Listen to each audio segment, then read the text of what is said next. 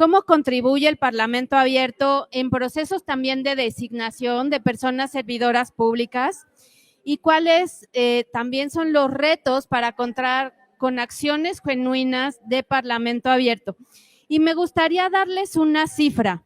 En la Red Latinoamericana de Transparencia Legislativa, hacemos índices de valoración de transparencia legislativa, tenemos ya el 6º que construimos, y en el caso de México tenemos una calificación promedio, de acuerdo a este índice del 2023, de 51.63 en una escala de 100. De tal manera que ni siquiera vamos en la parte aprobatoria, ¿no? Estamos a la mitad del camino y ahí se mide la parte de normatividad, de labor del Congreso, presupuesto y gestión administrativa y participación ciudadana.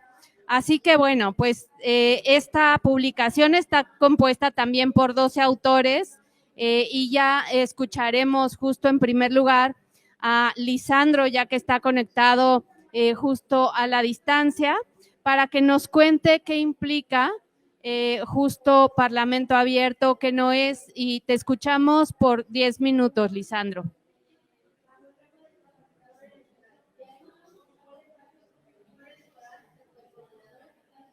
Ya estaba. No sé si por allá se... Bueno, entonces vamos en lo que Lisandro se conecta al 100%. Empezamos contigo, Lulú Morales, por favor, adelante. Te escuchamos. Gracias. Pues ahora sí que aquí tenemos que gritar un poco porque estamos simultáneamente junto a otros stands también muy interesantes. Agradezco mucho a la comisionada Mari Carmen esta invitación, al Info, la Ciudad de México, y la verdad me da mucho gusto compartir esta reflexión pues con dos mujeres a quien yo aprecio, a quien admiro y que han sido aliadas invaluables en la lucha por el derecho a saber. Una lucha que en este momento pues acaba de sufrir un revés muy importante en el cual nos quedamos, que no les cuenten, nos quedamos sin garantía del derecho de acceso a la información. Antes de entrar a la pregunta detonadora y al álbum que se nos compartió para la reflexión, yo sí quisiera mencionar las implicaciones de la reforma que se acaba de aprobar y que acaba de ser votada ya en el Senado y en los congresos locales, terminando la semana que concluyó.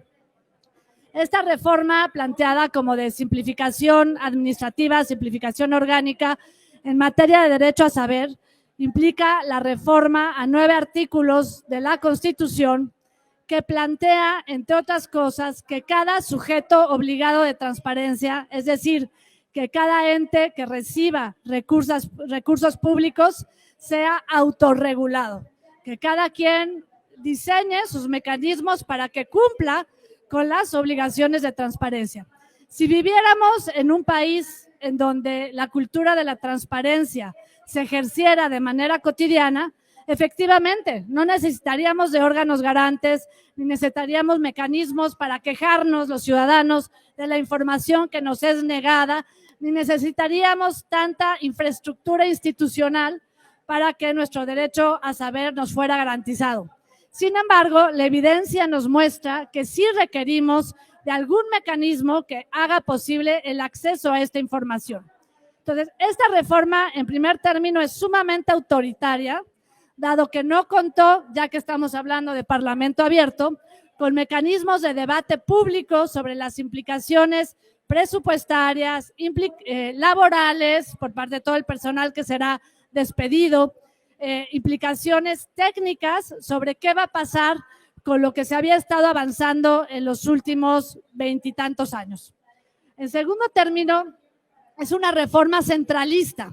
Y hay quienes dirán, la reforma de 2014, que fue la última constitucional en la materia, también fue centralista, porque impuso a los estados y a los municipios una serie de obligaciones sin ni siquiera conocer a fondo pues cuáles era la infraestructura con la que contaban.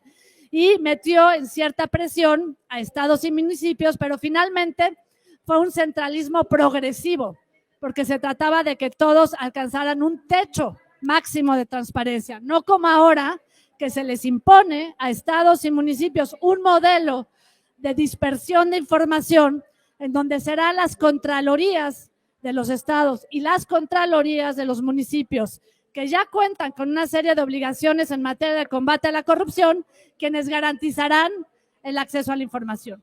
En tercer lugar, deja con mucha incertidumbre a ciertos aspectos fundamentales del derecho de acceso. En primera, la Plataforma Nacional de Transparencia, que cuenta con más de 15,000 millones de datos de todos estos años de acceso a la información, en donde hay datos personales sensibles y donde no habrá garantía, o por lo menos no está especificado en la ley, de quién va a gestionar la plataforma, cómo se va a actualizar, cómo se va a garantizar que siga siendo el puerto de entrada, un puerto de entrada común para poder acceder a la información de todos los sujetos obligados del país. En segundo lugar, no hay garantía sobre cómo se van a procesar las inconformidades. Si antes metíamos un recurso de revisión, una queja, ahora no queda claro cómo vamos a hacer exigible el derecho de acceso más allá del amparo, ¿no? En cuarto lugar, no queda claro si se van a seguir respetando los criterios, los lineamientos, todo aquello que ya se había adoptado para que todo el mundo resolviera por igual y para que el ciudadano de Jalisco tuviera el mismo derecho que el ciudadano de Chiapas. Y hoy en día esto no está garantizado. Finalmente, el modelo de dispersión hace que los partidos políticos tengan que cumplir con obligaciones bajo la tutoría del Instituto Nacional Electoral, nos regresa a más de 20 años, que los sindicatos sean revisados por las juntas de conciliación y arbitraje, y me centro en este libro, que los congresos sean revisados por las contralorías. Los contralorías son nombrados por la Jucopo. ¿Ustedes creen que con este modelo vamos a tener garantía de acceso a la información?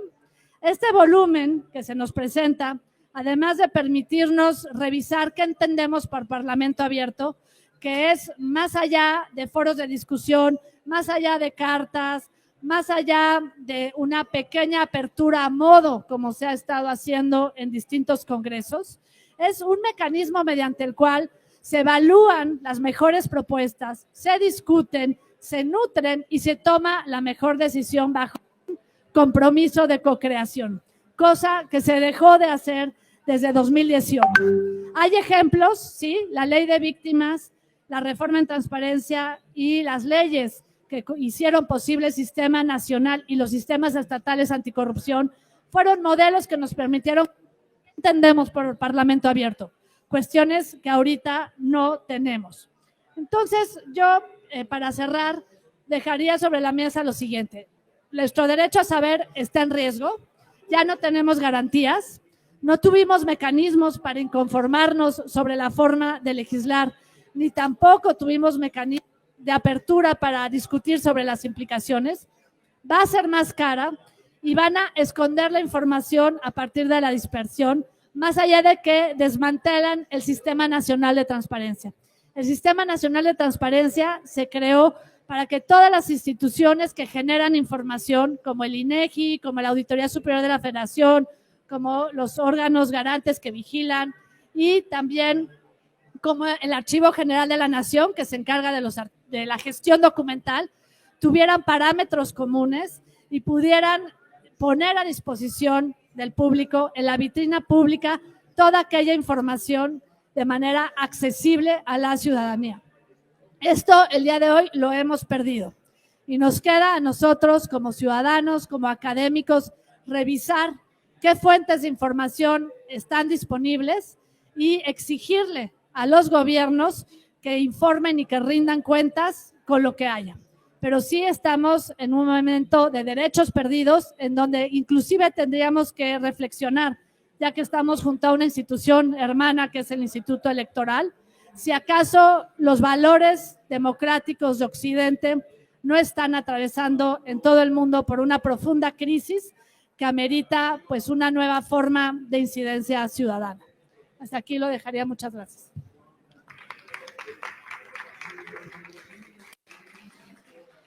Muchas gracias, Lulú. Esta parte de los derechos perdidos, la verdad es que cada vez no sé, esta parte de sentirnos desoladas dentro de una sociedad donde no queremos perder derechos humanos, no queremos tener estos retrocesos, y que justo referiste que estamos justo al lado del stand del Instituto Electoral, donde la frase es cuidar la democracia, es algo súper relevante, y el Parlamento abierto justo lo que permite es cuidar la democracia y también enriquecerla.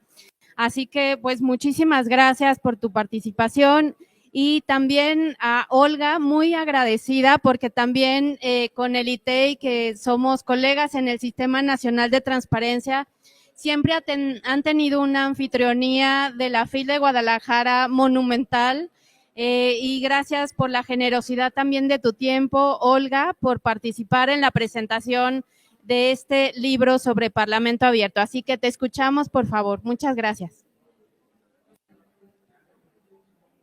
Hola, hola, ¿se escucha bien? ¿Sí?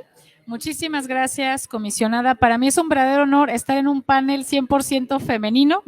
Quienes me conocen saben que pues me gusta el feminismo equilibrado, lo he dicho en varios foros, pensando en que tanto hombres como mujeres pues tenemos mucho que dar a nuestro México. Entonces, para mí es un verdadero honor. Me ha tocado de pronto estar en paneles y ser la única mujer. Aquí celebro que seamos puras mujeres las que estamos en este panel. Muchísimas gracias, comisionada, por haberme invitado, y por supuesto gracias, mi querida doctora Lulú, también por participar, porque cada vez que estamos juntas, pues algo padre discutimos, ¿no? Nos encanta este diálogo, este intercambio de ideas, y para mí, pues es un verdadero gusto poder participar. El día de hoy estamos platicando un tema, y ya ponía como antesala la doctora Lourdes, el tema tan triste para todos los que estamos aquí presentes, y puedo decir también los que se encuentran de este lado en las sillas, porque son quienes más van a perder: la ciudadanía. Estas reformas que a todas luces están haciendo que México retroceda prácticamente 40 años en el tiempo, ya lo hemos dicho, pero ahorita en este momento vamos a abundar sobre lo que realmente podría pasar si se pierde la transparencia como la conocemos, y qué tendría que darse entonces en un parlamento para tratar de evitar en la medida de lo posible la pérdida de estos avances que al día de hoy pues ya contamos en México. Primero quiero agradecer también a Info Ciudad de México, a través de la comisionada Mari Carmen, su amable aportación para estar en este año en el Pabellón de la Transparencia, que ya lo decía la comisionada, y la verdad es que no he querido tocar ese tema todavía porque todavía no hasta el día de la inauguración, y es que efectivamente es nuestro último pabellón. Es el último pabellón de la transparencia como lo conocemos, como integrantes del Sistema Nacional de Transparencia, pero hay una buena noticia: la marca la tenemos registrada. Entonces, si el día de mañana el Instituto de Transparencia cambia a la Agencia de Transparencia o lo que sea que continúe, porque sabemos que continuará aquí en Jalisco, pues ya tendremos el pabellón en otro lado. A lo mejor también aquí en la FIL, en otro lugar, pero será el pabellón. Entonces, esa es la buena noticia, que de alguna manera pues podremos utilizar esto que conocemos como pabellón para continuar difundiendo valores esenciales como lo son la transparencia y la democracia en nuestro país. Dicho esto, también quiero comentar que el libro que hoy estamos presentando es una lectura que en verdad no se deben perder. Esta lectura es fácil, es sencilla, y sobre todo lo que tiene de bueno es que trae muchos datos, pocas opiniones y muchos datos. Esto me parece relevante en una época donde la infodemia es la constante y donde tenemos opiniones de todos tipos, pero sin sustento. En este libro de Parlamento Abierto sí que tenemos varios estudios, varios contrastes en todo México respecto a cómo es que es el Parlamento Abierto, y muy puntualmente en la Ciudad de México. Y bueno, para empezar a hablar de este tema es importante, y por ahí lo van a hacer de manera mucho más exhaustiva los otros panelistas, a quien también saludo a la distancia con muchísimo gusto, al doctor Lisandro Devoto y al doctor Joaquín, y bueno, ellos abundarán más sobre esto de Parlamento Abierto, pero yo sí quiero tocar 4 características esenciales de lo que es el Parlamento Abierto para poder después hablar de los retos que mencionaba al principio en torno a esta temática. Primero, hay que pues recordar, y en pocas palabras diría yo, que el Parlamento tiene que ver con esta interacción no natural, porque no es natural, que se da entre la ciudadanía y los legisladores. El Parlamento Abierto digo que no es natural porque en principio los legisladores representan los intereses comunes, los intereses de las personas. El problema está en que a veces las y los legisladores, en el momento en que son electos, en el momento en que ya emitimos el voto, y pues qué decir de los plurinominales, que esos pasan sin voto, ¿no? Directitos, todo por estar en la lista, pues se olvidan que de pronto representaban intereses ciudadanos.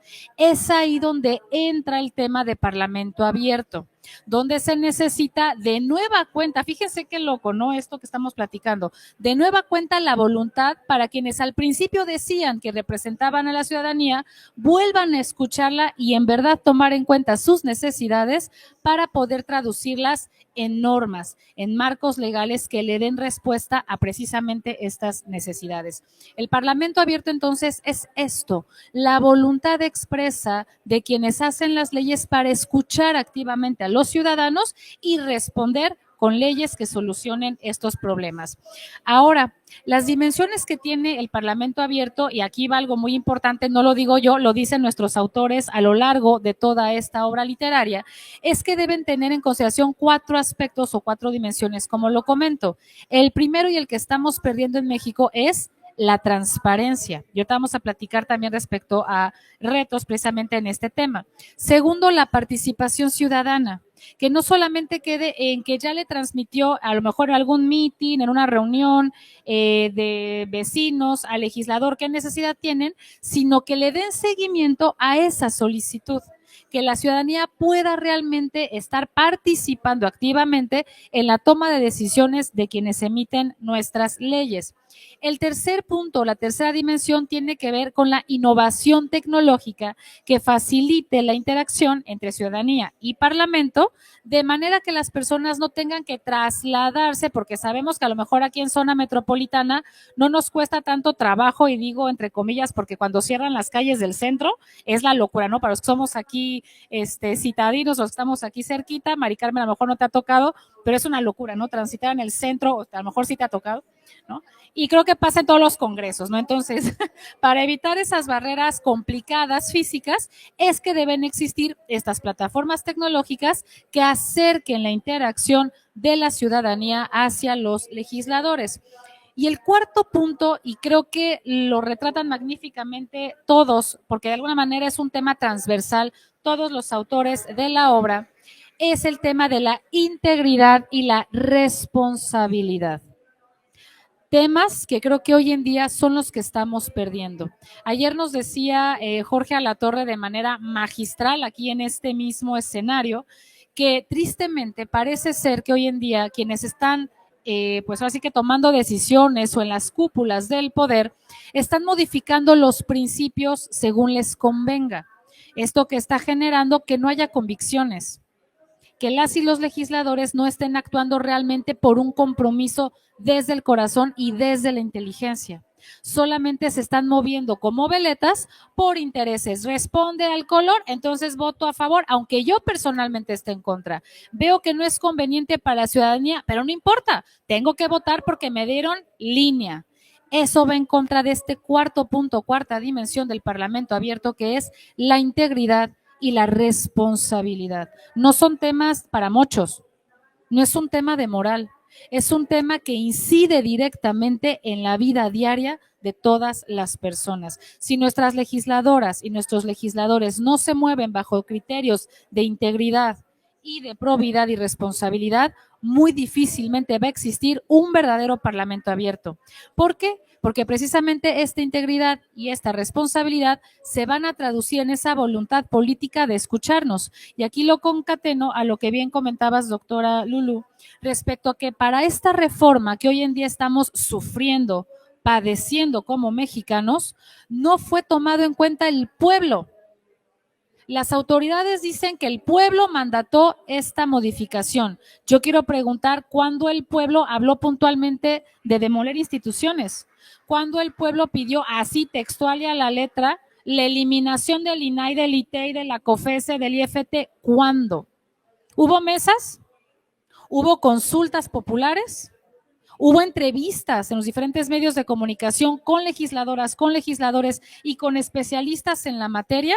No las hubo. Un verdadero Parlamento abierto hubiera atendido a lo que comentaba la doctora Lulú, al escuchar, y lo que aquí nos dicen los autores de la obra, al escuchar a la ciudadanía, no para extinguir a los organismos que hoy en día son los únicos capaces de exigirle a los tres poderes de la nación, ejecutivo, legislativo y judicial, el que den información. El Parlamento abierto nos hubiera servido para escuchar las reales necesidades de mejorar mecanismos, de hacerlos más asequibles, accesibles, generar datos abiertos, pero esto nunca ocurrió. Y ya para ir redondeando mi participación, porque ya me enseñaron por ahí el verdugo del tiempo, ¿no? El cronómetro, quiero mencionar que es muy, muy importante el sí leer este libro, porque muchas veces tenemos una idea, una noción alejada de lo que es el Parlamento abierto. Y en esta obra podemos encontrar perfectamente la descripción de lo que es todo, digamos, lo que involucra y finalmente de estos puntos que estoy hablando, que son los retos. Para terminar, quiero decirles qué es lo que los autores, y principalmente a partir de la página 92, que les invito a que lean, los autores que aquí lo retratan, son las dificultades con las que nos hemos topado en temas de gobierno abierto. Primero, los legisladores no están registrando sus asistencias, qué raro, ¿no? A las sesiones a las que acuden. Yo digo asistencias o inasistencias, porque desde ahí podemos ver si realmente tienen un compromiso con las personas que votaron por ellos o simplemente llegaron a la curul para enriquecerse. También está muy poco transparente, y lo dicen los autores, los recursos que están a disposición de los congresistas y ver cómo se manejan en este margen de discrecionalidad.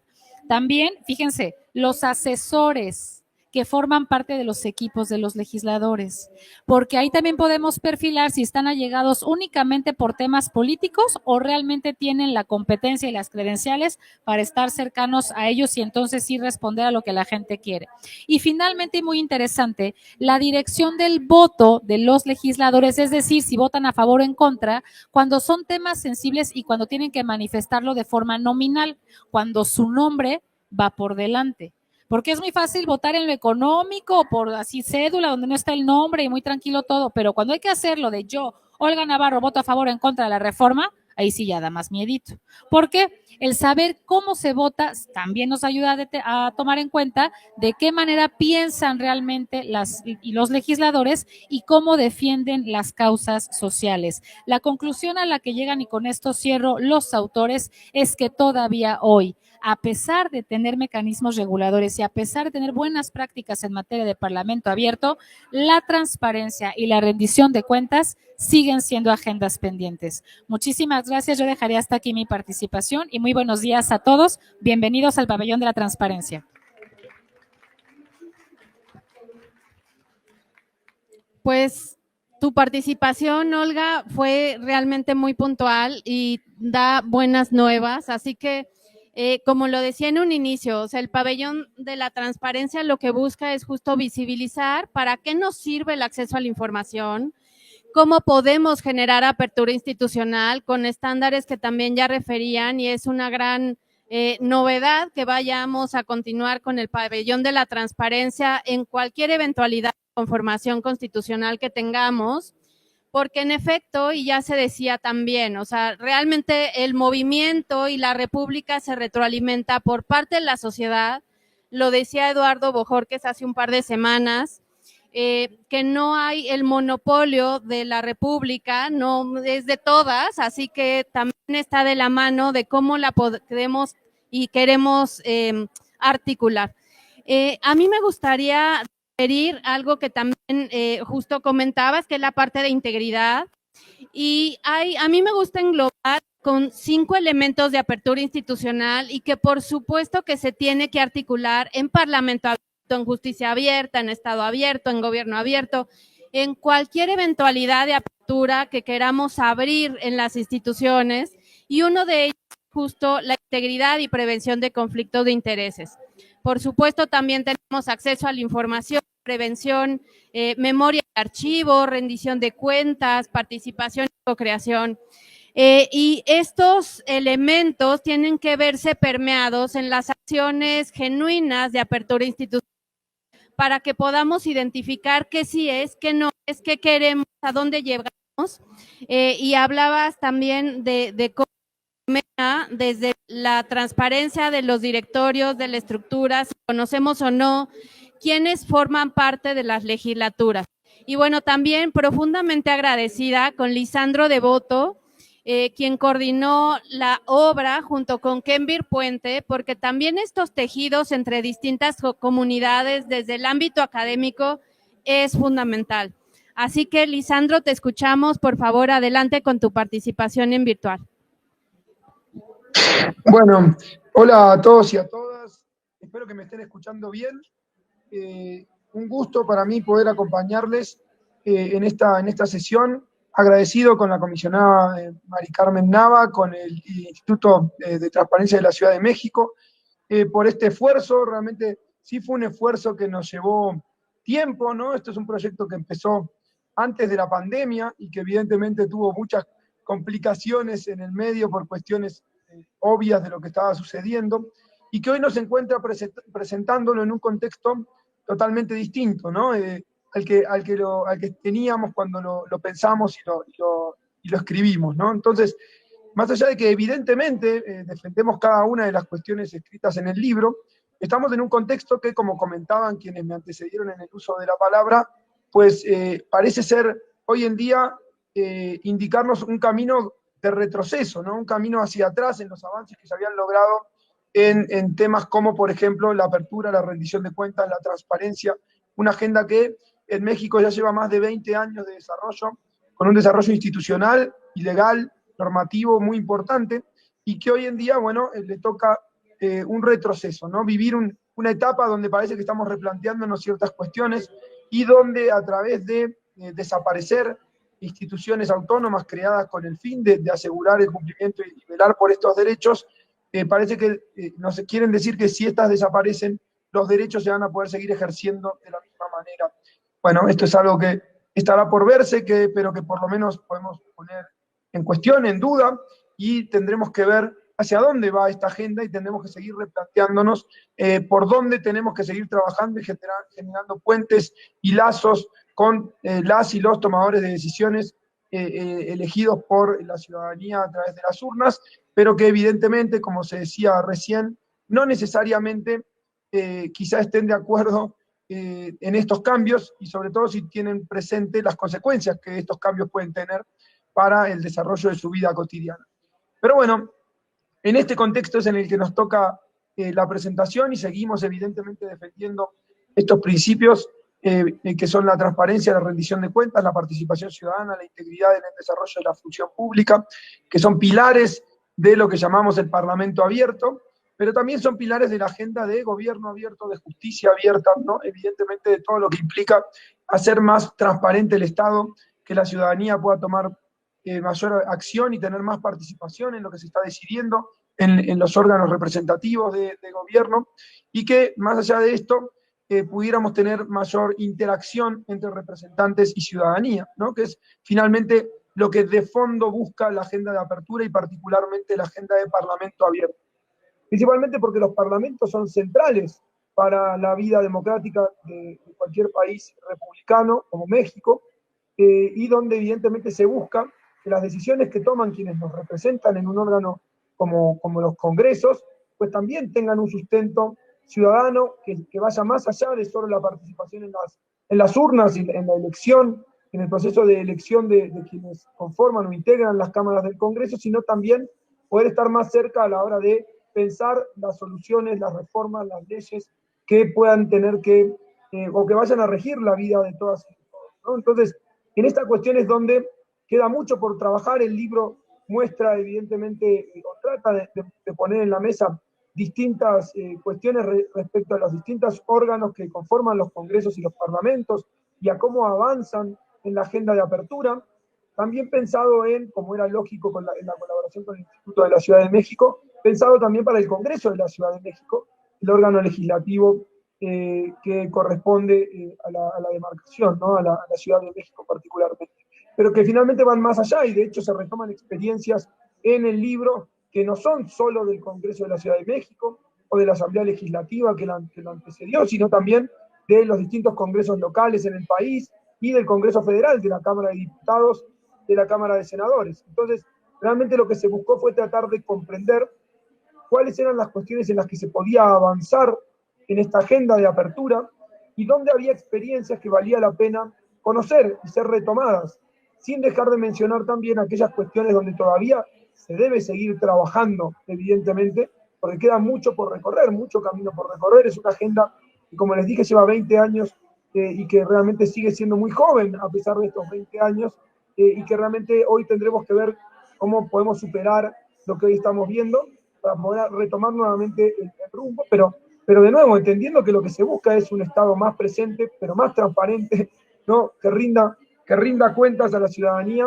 y que nos permita a todas y todos conocer de manera más cercana cómo se están tomando las decisiones en los congresos, ¿sí? En las cámaras del Congreso o en los congresos estatales, particularmente en este caso también en el de la Ciudad de México, y que aquellas personas interesadas puedan participar de esa toma de decisión. Entonces, creo que para ir cerrando un poco mi colaboración, mi participación aquí, sabiendo de la brevedad de los tiempos, lo que quisiera mencionar es que sí tenemos que pensar en que, evidentemente, y creo que se mencionó antes, yo al principio no tenía buen audio, la participación de Lindú no la pude escuchar completa, pero seguramente fue mencionado, pero el tema es que el Parlamento abierto va mucho más allá de las prácticas que hemos visto generalmente aplicadas en el Congreso, lo seguimos escuchando mencionado hasta el día de hoy, ¿no? Estuvo vinculado, por ejemplo, se supone que las reformas al Poder Judicial tuvieron un proceso de Parlamento abierto, aunque en este caso le llamaron diálogos por la reforma. También se supone que hubo algunos indicios de Parlamento abierto en el proceso de renovación de la presidencia de la Comisión Nacional de los Derechos Humanos. El proceso tuvo participación de las organizaciones de derechos humanos y muchos activistas, después terminó desvirtuándose hacia el final del proceso. Entonces, sigue habiendo ciertas cuestiones que siguen llamando Parlamento abierto y que evidentemente con mucha suerte son algunos rasgos característicos del Parlamento abierto, es alguna acción puntual que puede llegar a responder a la intención de fondo de abrir la discusión, pero que finalmente si solo abrimos la discusión, dejamos que, lo cual no es poco para nada, pero dejamos que haya participación amplia y plural, pero esa participación amplia y plural no tiene ningún impacto luego en la decisión que toman las y los legisladores, entonces nos estamos quedando cortos, porque finalmente, ¿qué fue lo que justificó el intercambio, el diálogo, la interacción? Sin nada de lo que se dijo ahí fue retomado, salvo que coincidiera con quienes impulsan la iniciativa, ¿no? Entonces, evidentemente, no estamos logrando ir más allá de a veces ejercicios que de vuelta no quiero para nada demeritarlos, creo que son importantes, que son condiciones necesarias, pero que para nada son suficientes para estar hablando realmente de ejercicios y prácticas de Parlamento abierto. Muchas cosas ya fueron mencionadas, en el libro van a encontrar relativo a órganos de gobierno, comisiones, grupos parlamentarios, cuestiones de archivo. Realmente las y los autores que participaron del libro, también quiero agradecerles mucho su participación y su esfuerzo en la discusión. Creo que les van a aportar en pensar estas cuestiones desde muy diversas ópticas, pero evidentemente es una agenda que de por sí todavía tenía mucho por recorrer y que con lo que estamos viviendo en este contexto, creo que tendremos que replantear y volver a poner en la mesa de manera fuerte, siempre respetando evidentemente los conductos institucionales que tiene México y que se ha dado en su propia Constitución. Así que desde ya agradecido nuevamente, sigamos impulsando estas agendas y discutiendo estos temas, y desde el Observatorio de Transparencia Legislativa y Parlamento Abierto de la Facultad de Ciencias Políticas y Sociales de la UNAM, seremos un aliado y estaremos presentes siempre que nos convoquen. Un gusto, muchas gracias.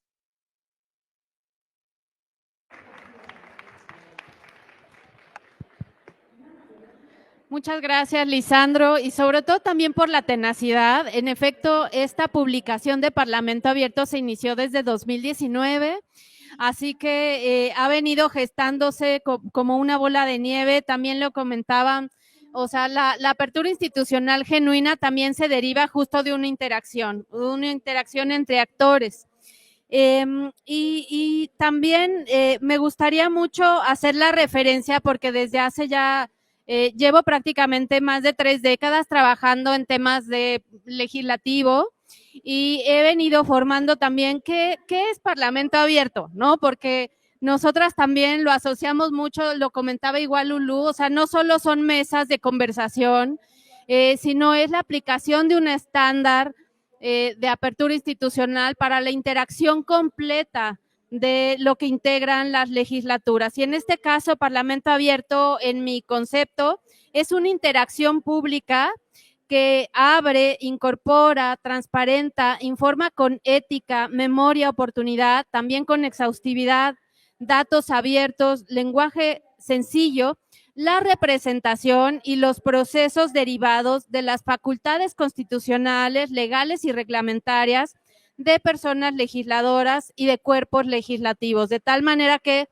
el Parlamento abierto tendría que permearse justo también en sistemas de comisiones, en órganos de gobierno, en fin, o sea, creo que lo valioso de todo esto es ver qué sí queremos, qué sí podemos, cuál es el estándar, y así como lo que, como tenemos los ODS de la Agenda 2030, que es no queremos tener hambre en el mundo, queremos instituciones sólidas y generar paz, en fin, la apertura institucional genuina abona en ello.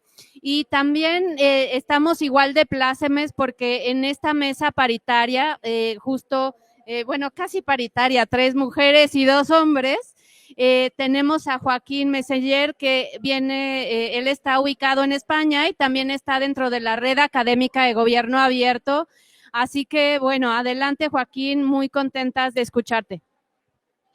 Muchas gracias, Carmen. Espero que se me escuche y si no, grito desde el otro lado del charco un poquito más fuerte. Lisandro me dice que ok, que se oye, así que me quedo tranquilo. Mil gracias, comisionada, por la invitación. Encantado de volverte a encontrar, aunque no tanto por el hecho de hacerlo a distancia. Ojalá pudiera haber estado allí y encantado también de hacerlo en este marco de la Feria Internacional del Libro de Guadalajara, donde creo además que España este año es país invitado.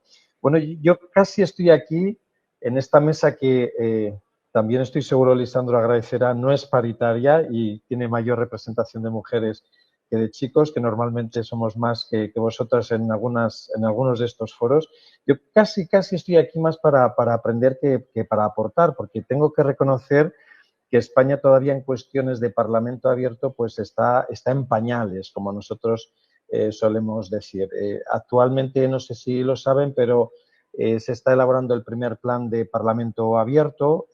Lo está acometiendo el Congreso de los Diputados, pero no conjuntamente con el Senado. Ya saben que en España tenemos un sistema bicameral, pero el que está elaborando este proyecto o este plan es únicamente el Congreso de los Diputados.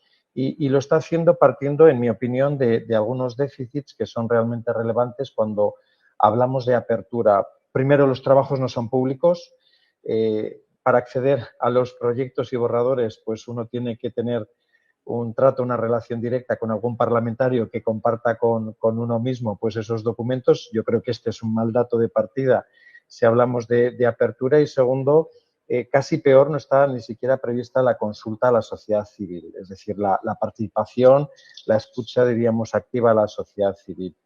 Es un plan hecho en un despacho. Yo creo que este tipo de documentos y de compromisos con la ciudadanía pues no pueden partir, obviamente, de 4 paredes de un despacho. Hay que salir a la calle, hay que contar lo que uno pretende hacer y, desde luego, tiene que estar atento a las demandas y a las peticiones, ¿no?, de la ciudadanía.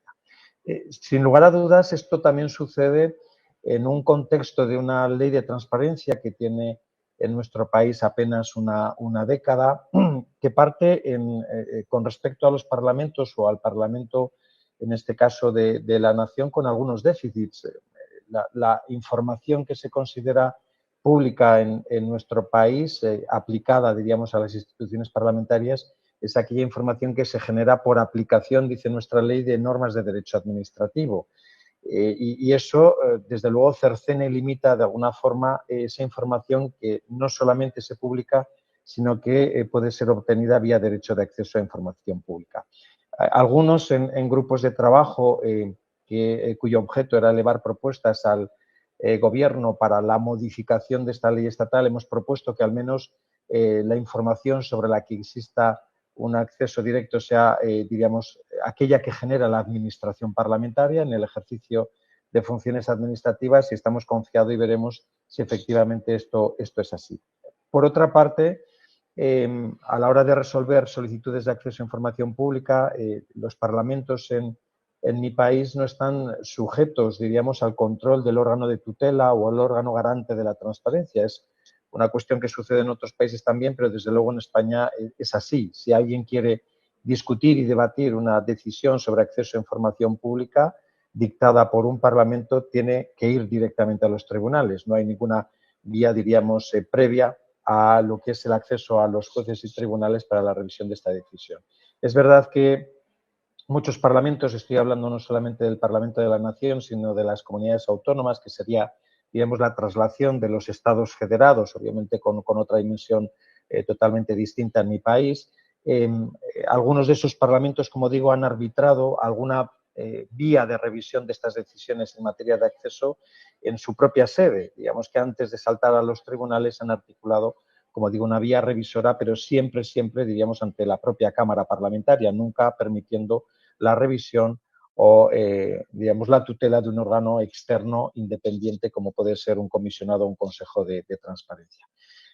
Partiendo de estas mimbres, como decimos, o de este punto de partida, obviamente la visión que actualmente en mi país existe de Parlamento abierto se limita a lo que es la garantía de la participación ciudadana entendida clásicamente como es esa convocatoria o esa llamada a participar en procesos electorales periódicamente convocados cada 4 años cuando hay que renovar el mandato. Esto es una visión, no digo pobre, es mucho más pobre, más que pobre, diríamos, de lo que es el Parlamento abierto.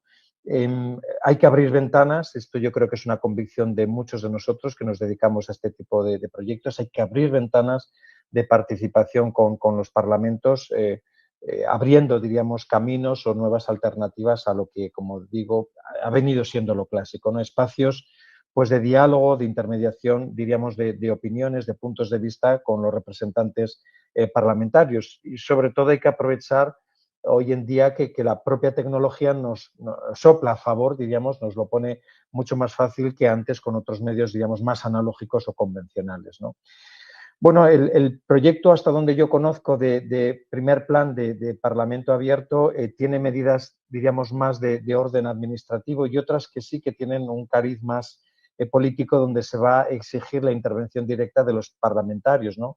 Hay medidas administrativas que pueden ser impulsadas directamente por la Secretaría General del Congreso, sin necesidad, como digo, de invocar, ¿no?, la decisión de los propios parlamentarios, como es la mejora del portal, de los contenidos, de la estructura de los propios contenidos en las páginas web o portales de los parlamentos, impulsar la reutilización de la información a través de una política de apuesta por los datos abiertos, por ese lenguaje claro que Carmen antes comentabas, por la posibilidad, diríamos, de entender mejor las iniciativas que están en trámite y de incluso cómo es el procedimiento legislativo, que lo desconoce nuestra ciudadanía. Hacer un esfuerzo por dar acceso o visibilizar las enmiendas transaccionales, que algunas veces es muy difícil conocerlas, son esas enmiendas que se negocian a última hora para consensuar entre distintos grupos parlamentarios propuestas, diríamos, de modificación del proyecto, incluso el resultado de las votaciones nominales, ¿no?, que decía antes otra compañera en el propio panel, ¿no? Es decir, saber quién vota qué. Yo creo que esto es muy importante. En el Pleno del Congreso de los Diputados es posible saberlo, también en el Senado, pero no en las votaciones que se efectúan en comisión, ¿no? Hay que ver si tecnológicamente esto es factible, pero desde luego hay que apostar por ello, ¿no? En el ámbito de la integridad, pues hacer públicas las agendas, el protocolo incluso de gestión de los regalos que reciben los parlamentarios, implantar definitivamente el canal de denuncias, que es una obligación de la normativa europea y de la normativa española, pero que todavía no ha aterrizado en el Parlamento, ¿no? En esta fase de elaboración del plan de Parlamento abierto han sido quizá las propuestas de los grupos parlamentarios a la vista de un borrador que yo considero es un poco pobre, planteado por la propia Secretaría General del Congreso de los Diputados, han sido, como digo, estos grupos parlamentarios los que realmente han sido un poquito más atrevidos, más aguerridos, ¿no? Han propuesto algunos de ellos la creación de un laboratorio de innovación parlamentaria con una composición, diríamos, paritaria con la sociedad civil, una mejora, sin lugar a dudas, de los buscadores para localizar mejor las iniciativas y garantizar su trazabilidad, la regulación de las relaciones de los parlamentarios con los grupos de interés, con los grupos de presión, algo que se ha intentado ya regular en mi país, pero que debido a la convocatoria sucesiva de elecciones generales, pues son iniciativas que han quedado, diríamos, en el cajón una y otra vez, ¿no? Mejorar la comisión de peticiones, permitiendo que se puedan presentar electrónicamente, incluso permitir a quien la ha presentado defenderla, diríamos, delante de los parlamentarios, también a través de las convenciones ciudadanas, garantizando que hay una representación de la ciudadanía en la defensa de determinadas propuestas en los distintos ámbitos sectoriales donde actúa el poder público, y finalmente también reforzar la iniciativa legislativa popular a través de algunas medidas, ¿no? Que cuando hay elecciones no decaigan, que se puedan seguir tramitando en el Parlamento constituido en el siguiente mandato, garantizar la presencia de los promotores de esas iniciativas para su defensa ante los grupos parlamentarios, y finalmente también que no tengan que ser tomadas en consideración previamente por el Parlamento para que puedan ser tramitadas. Yo creo que sería estupendo, una buena noticia, que alguna de estas propuestas que han formulado los grupos parlamentarios aterrizara, diríamos, negro sobre blanco en este primer plan de gobierno, perdón, de Parlamento abierto, que esperamos todo se apruebe pronto y realmente sea efectivo y se pueda aplicar. Un saludo desde aquí, un abrazo muy fuerte, aunque sea virtual, a todos los panelistas, y encantado de veros, aunque sea aquí en la distancia. Un abrazo muy fuerte.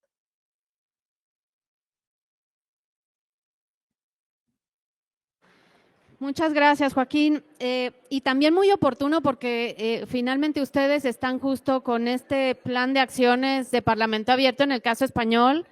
Y en efecto es ahí donde vemos qué tanto alcance tiene justo el contenido de los propios planes de acción. Y aquí me gustaría pues ya ir justo cerrando, porque en la FIL Guadalajara y en este pabellón de la transparencia hay la presentación de varios títulos muy, muy atractivos todos, así que acérquense justo al pabellón. Tenemos materiales muy, muy interesantes de distintas entidades federativas y, por supuesto, del órgano nacional.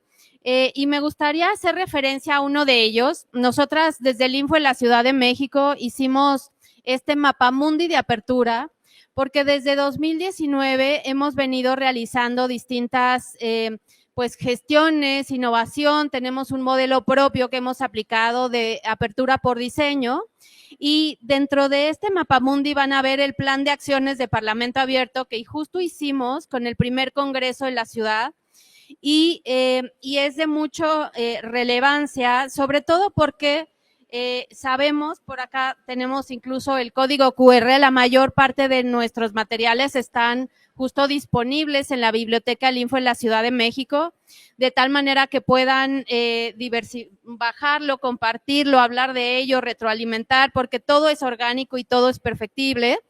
De tal manera que también dentro de este plan de acciones de Parlamento abierto tenemos un ABC de cómo implementar el Parlamento abierto en las casas de gestión de diputadas y diputados, y es un solo ejemplo de cómo nos podemos apropiar de la apertura institucional que sí sea realmente apegada a este contacto con la sociedad.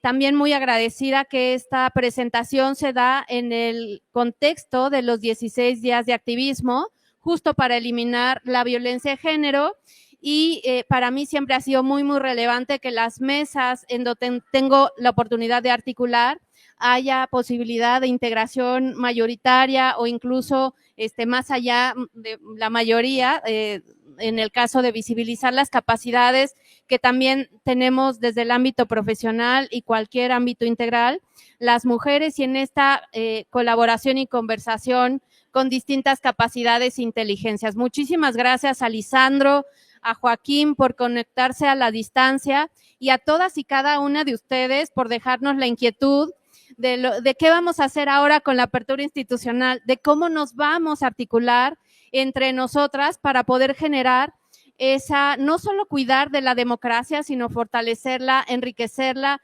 cómo nos podemos apropiar del Parlamento abierto para que no tengamos derechos humanos perdidos. Y creo que nos quedamos con esa gran reto entre todas, y me da mucho gusto también ver en la audiencia del pabellón de la transparencia a muchas caras amigas. Muchísimas gracias por estar en sus distintas justo arenas colaborando para que estos derechos humanos avancen. Así que revivan la presentación de este material a través del canal de YouTube del ITEI. Nuevamente, muchísimas gracias y seguimos por acá en el pabellón de la transparencia. Gracias a todas.